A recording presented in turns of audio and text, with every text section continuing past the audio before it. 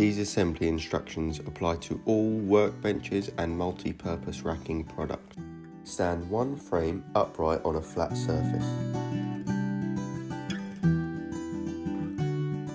Connect the beams to the frames at your desired height by inserting the beam locks into the frame holes as demonstrated. Add the second frame to the end of the beam and fit them together. Once you have connected the frames together and is secure, attach all other beams.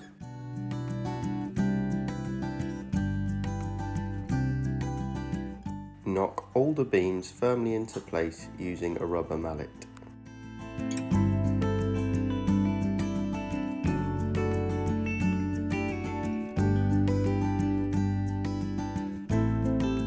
Secure each beam into place using a metal safety clip.